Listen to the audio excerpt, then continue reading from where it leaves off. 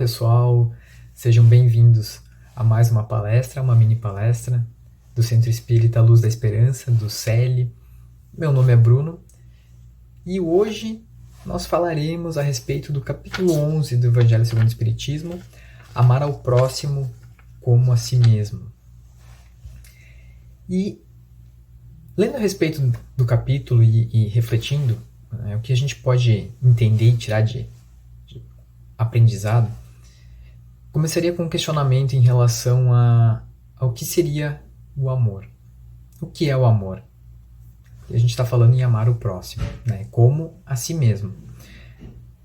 A definição de amor ele é algo que a gente pode pensar como bastante subjetiva e cada um tem a sua.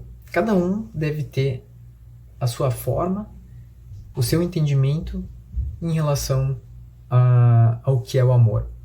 Né? Se perguntar para um cozinheiro que ama cozinhar, ele pode dizer que amor para ele é quando ele está fazendo a comida. E ele coloca na comida esse amor. Uma pessoa que cuida de crianças, amar é estar cuidando da criança. E assim vai. Né? Um médico, uma enfermeira que faça o trabalho com muita dedicação, com muito zelo, também sente amor por aquilo. E existe também o amor que a gente tem pela nossa família, pelos nossos pais, pelos nossos filhos. E, enfim, existe essa inúmeras formas de amor.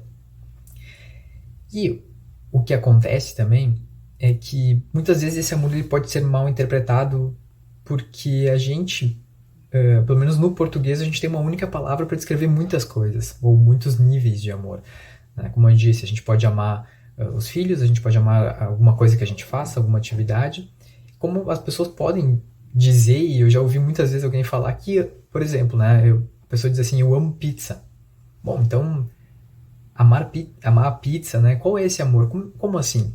Será que é a mesma coisa? A gente usa a mesma palavra? Bom, no grego, né, na língua grega, a palavra amor ela se desmembra em várias palavras, em diversas mesmo. Né? Eu trouxe aqui apenas 4 para que a gente mais ou menos pudesse entender, mas existem outras ainda, outros níveis, né? Outros entendimentos da palavra amor. Por exemplo, filia ou filo significa aquele amor que está relacionado à amizade, ao gostar. Né? Por exemplo, filosofia. Filosofia. Zofia significa conhecimento, saber. E filo seria o amar o saber. Né? O próprio Espiritismo tem em sua base a filosofia. É o amar o saber, é o questionar, é o buscar esse conhecimento. Existe o eros, a palavra eros, que em grego significa o amor mais carnal, o amor entre cônjuges. Existe também a palavra storge, que significa aquele amor em relação aos que os pais têm com os filhos, em relação à prole. E existe também o amor ágape.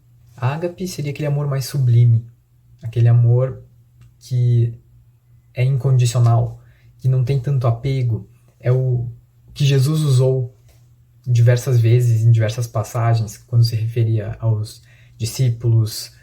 Né? E esse amor, ele é diferente dos outros amores. Mas porque a própria língua, né, grega, neste caso, ela separa isso. Mas a gente está discutindo aqui a palavra amor e tentando separar ela em categorias, né? Mas o que de fato é o amor? Né? É aquilo que a gente sente, é aquilo que vibra em nós. E a gente pode também pensar em de que forma cultivar esse amor, como desenvolver esse amor, né, no nosso dia a dia, para que a gente possa também estar crescendo espiritualmente, estar se desenvolvendo e, consequentemente, estar nos fazendo bem.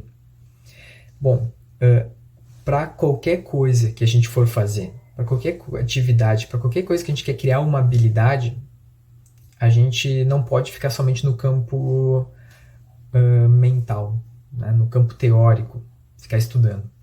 Faz parte, é importante estudar, é importante, mas não deve parar por aí.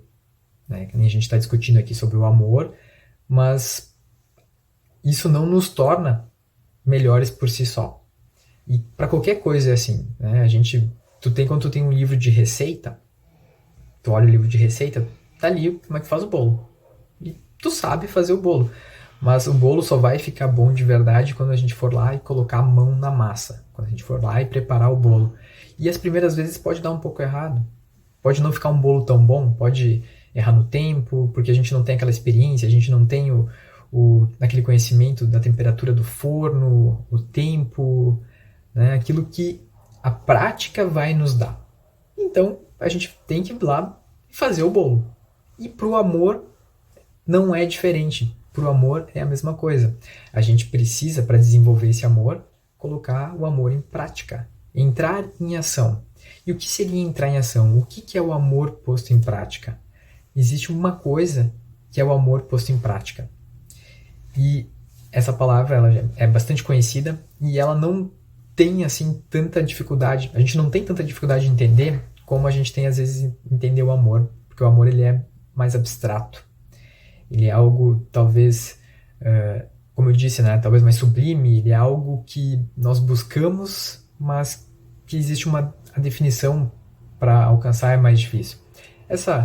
Esse amor em ação, esse amor na prática, se chama caridade. Caridade é o amor em ação. Né? Que nem a gente tem a receita de bolo, a gente sabe como fazer o bolo, mas o bolo vai ficar bom se a gente for lá e fazer. Entrar em ação. Caridade é a mesma coisa em relação ao amor. Caridade, a gente sabe, né? A gente já compreende que não é simplesmente a caridade material, não é a caridade de tu dar algo material para uma pessoa e você, né, fez o que precisava fazer. Às vezes é importante, às vezes precisa ser feito, deve ser feito, mas isso não se resume ao amor. Né? Seria muito fácil e seria também até uma injustiça, se fosse pensar, né, de Deus, que existem diferentes, né, níveis financeiros das pessoas. Então uma pessoa que tem mais dinheiro, ela teria maior capacidade de praticar a caridade, e não é verdade, isso não é verdade. A caridade, ela pode e deve, e sim, ela começa de dentro, ou com o nosso pensamento. Como nós lidamos com os outros lá no nosso interior, a partir do nosso pensamento em que nós temos. Como nós lidamos e o que nós emitimos de dentro do nosso ser para outra pessoa, que a gente emite para o universo. O que a gente está vibrando. A caridade também parte disso, né? Não deixa de ser diferente. E talvez o ponto-chave para a questão da caridade seria fazer aos outros o que gostariam que os outros nos fizessem. Isso aí é uma máxima que seria muito interessante e importante se cada um compreendesse e colocasse em prática. Por quê? No momento em que tu faz para o outro o que tu gostaria que te fizessem, nós mesmos, quando a gente está fazendo por outro, a gente não consegue fazer uma coisa para o outro, para quem está fora, se antes a gente não criou dentro, se antes a gente não vibrou dentro de nós. Então, no momento em que a gente emitiu para fora, dentro já existia. Aquilo já nos pertencia. E quando aquilo está dentro de nós e a gente vibra isso, todas as situações, toda a nossa energia, toda a nossa realidade muda. E aí o universo, o nosso campo vibratório, ele entra em ressonância com o universo em relação àquela atitude, aquela caridade, aquele amor. Então, quando a gente vai lá e ajuda uma outra pessoa, e ajudar é de forma sincera, não fazer apenas porque a gente entendeu que não, tem que ser feito isso, porque daí eu sei que eu vou, né, fazer aquela troca, aquela barganha. A barganha, não, na verdade, ela não existe, porque se tu não vibrar antes, se tu não for verdadeiro com o sentimento, o universo não vai entender. O universo ele não entende somente a nossa palavra, sem o sentimento por trás, sem aquilo que a gente está querendo realmente disponibilizar para o mundo, que a gente está querendo realmente fazer. Então, o que acontece no final? Quando a gente vibra dentro de nós, nosso campo energético, a nossa frequência, nosso espírito como um todo, ele vibra nisso, a gente se torna mais daquilo que a gente está fazendo para o outro, e assim a gente também vai receber mais daquilo do universo. das situações, das pessoas que estão próximas de nós. Então, por isso que a máxima ela é tão verdadeira e tão importante que a gente coloque em prática. Fazer para os outros aquilo que a gente gostaria que nos fizessem. Porque a gente vai estar fazendo para nós. Né? E a gente vai estar vibrando isso. E ser verdadeiro. Fazer, né, de coração mesmo. Compreender que, pô, eu gosto disso, isso é bom para mim, mas também é bom para o outro. Então, por que eu não posso fazer? Por que eu não posso ajudar e ficar feliz por isso? Então, isso é bastante importante, né?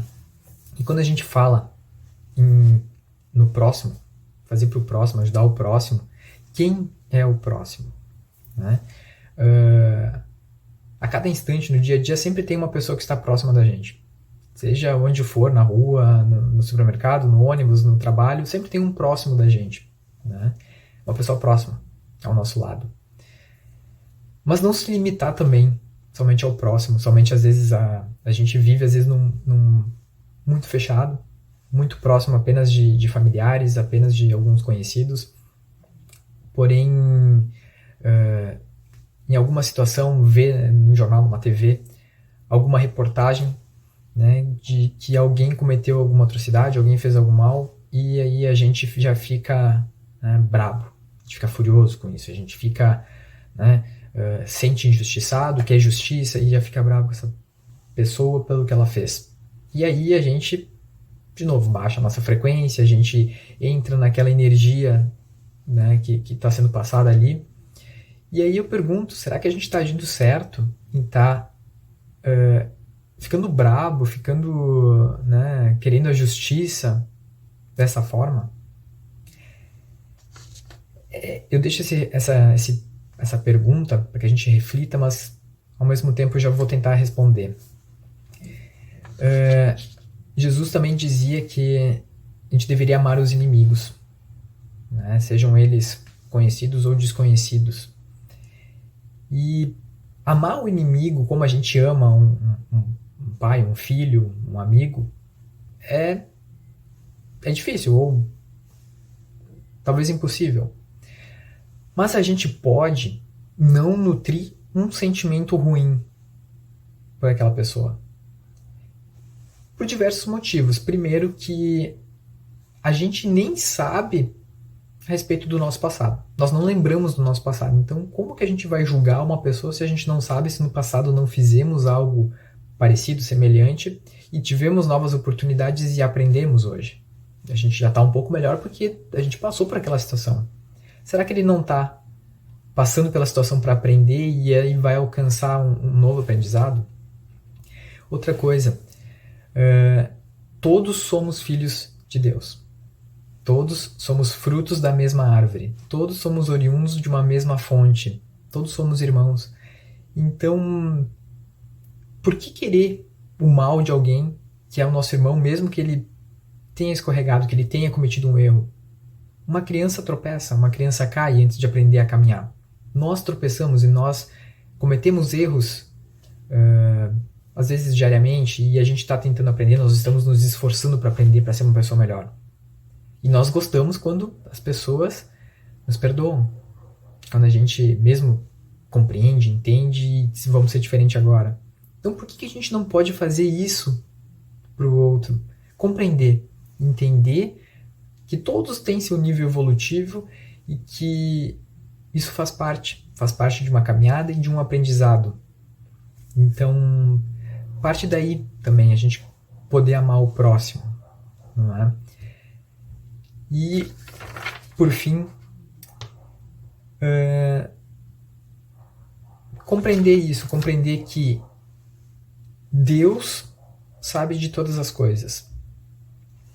Não existe absolutamente nada no universo que Deus não saiba. Não há um fio de cabelo que caia sem que Deus saiba.